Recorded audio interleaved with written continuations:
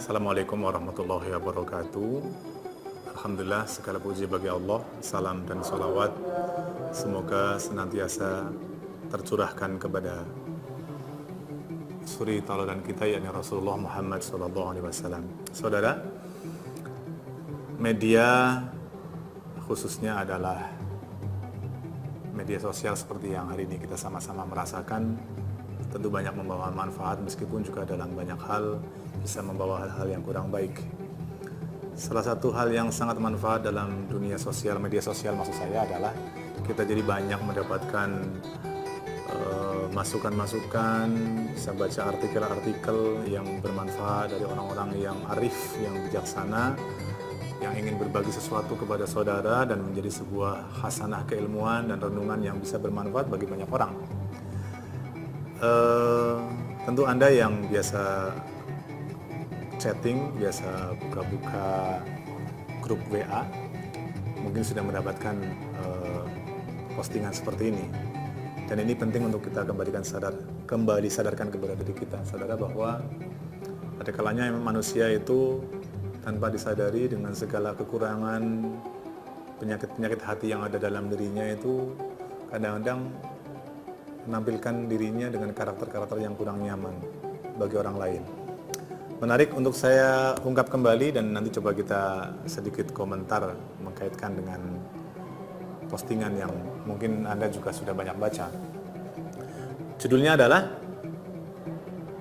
beda antara benar dengan merasa benar.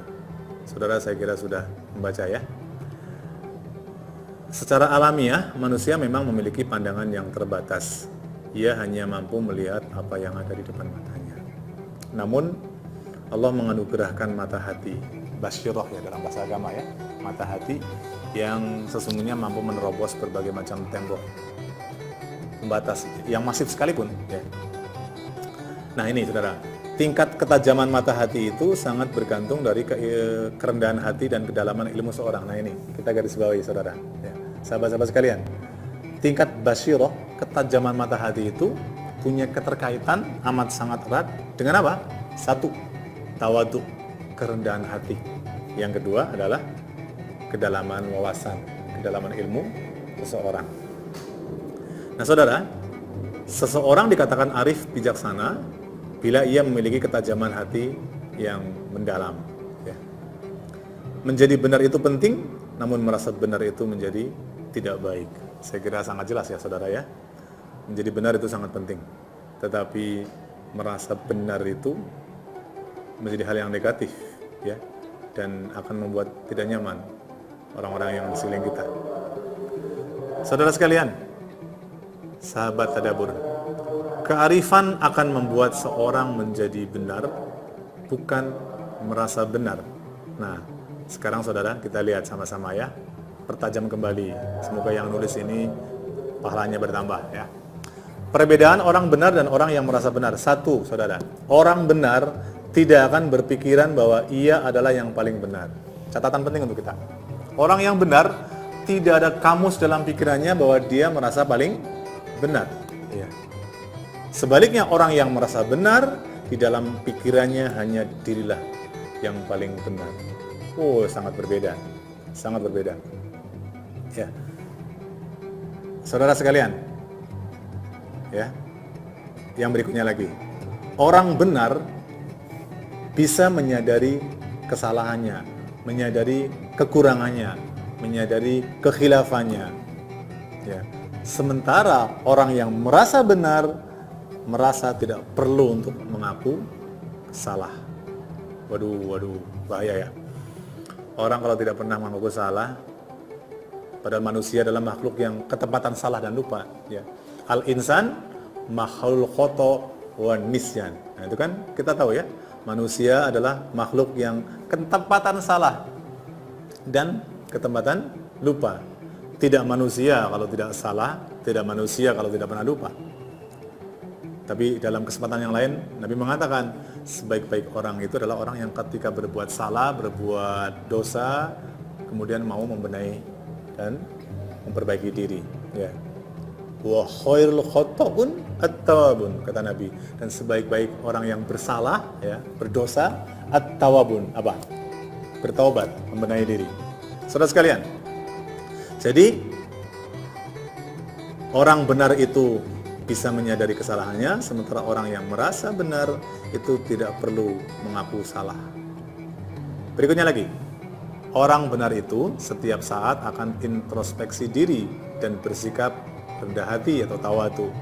Tetapi atau sementara orang yang merasa benar itu merasa tidak perlu introspeksi karena merasa gimana ya? Merasa sudah benar, mereka cenderung tinggi hati. Percaya saudara, rendah hati akan membuat nyaman orang yang di sekelilingnya. Siapapun kita kalau udah tinggi hati, membuat jengah, risih orang-orang yang di sekelilingnya. Ya. Orang benar memiliki kelembutan hati. Ia adalah menerima masukan dan kritikan dari siapa saja, meskipun saudara, dari orang yang lebih kecil, orang yang lebih di bawah statusnya, orang bahkan anak kecil sekalipun. Nah, Islam juga mengajarkan kepada kita seperti itu. Kebenaran bisa datang dari siapa saja, dari mana saja. Ya. Selama itu adalah benar, wajib diikuti. Sementara orang yang merasa benar, saudara, hatinya keras. Ia sulit untuk menerima nasihat dan masukan, apalagi kritikan. Tabu rasanya orang yang merasa benar dikritik. Tabu dikasih masukan, tabu dikasih nasihat. Wow, luar biasa, ya, luar biasa. Berikut ya, untuk kita kuatkan lagi ya renungan ini. Orang benar adalah orang yang akan selalu menjaga perkataan dan perilakunya serta berucap penuh dengan kehati-hatian. Orang yang benar akan berusaha ngomongnya hati-hati, perkataannya, perilakunya, ucapannya itu ditimbang di hati-hati. Ya.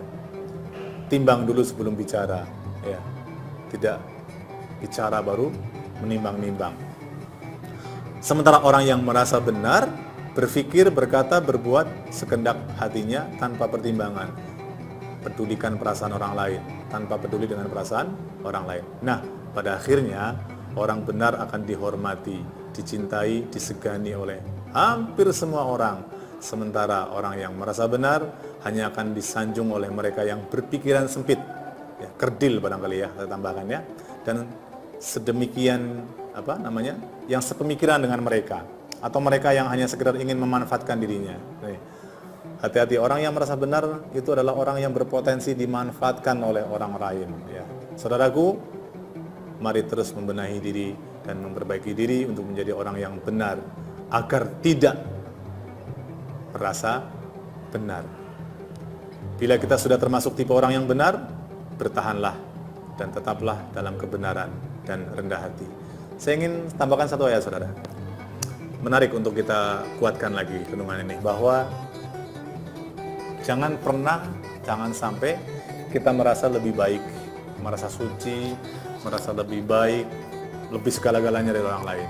Allah ingatkan dalam salah satu ayatnya dalam surat, kalau nggak salah surat An-Najm, saudara. Ayatnya begini, wala tuzakku anfusakum huwa a'lamu bimanittaqa wala tuzakku anfusakum, dan jangan kalian merasa zakku, merasa bersih, merasa suci, merasa benar, lebih nyunah, lebih baik, lebih ini, lebih itu, lebih soleh dan sebagainya. Kenapa? Kata kuncinya, lihat ujung ayat ini. Huwa a'lamu bimanittaqa, dialah Allah yang paling tahu siapa sih sesungguhnya di antara kalian yang paling bertakwa. Ini satu ayat ini udah cukup lah, saudara, sahabat sekalian, untuk mengingatkan kita bahwa apa sih ya yang bisa kita banggakan di hadapan Allah, di hadapan manusia. Baik kita cari, benar kita cari, tapi jangan pernah terjebak pada situasi psikologis merasa benar, merasa lebih baik. Apalagi ketika cenderung merasa lebih baik, merasa baik sendiri, itu korelasinya adalah cenderung meremehkan orang lain. Itu udah kayak formula ya, kayak rumah saya. Kalau sudah merasa paling benar, ya cenderung orang lain menjadi salah. Nah, ini penyakit, saudara. Saya teringat kata-kata para ustadz, para mubalik, para dai dalam kalimat-kalimat singkatnya menjelaskan tentang nanti di akhirat ada orang yang taat beribadah malah masuk neraka, ada orang yang bermaksiat malah masuk surga. Kalau sepintas didengarkan agak aneh. Tetapi maknanya adalah orang yang taat, orang yang rajin ibadah masuk neraka. Kenapa? Karena dia sombong dengan ketaatannya. Sementara ada orang bermaksiat, berbuat dosa, masuk surga karena dia bertobat atas dosanya. Maksudnya adalah itu kira-kira. Saudara sekalian, mudah-mudahan ini renungan-renungan singkat, sepertinya ringan, tetapi ini punya makna yang luar biasa, bahwa jangan pernah kita menjadi orang yang merasa benar, tapi mari kita berbuat dan berusaha menjadi orang yang benar tanpa harus merasa, apalagi merasa paling benar. Semoga bermanfaat, saudara. Aku lu qouli hadza. Assalamualaikum warahmatullahi wabarakatuh. Semoga bermanfaat untuk kita semua.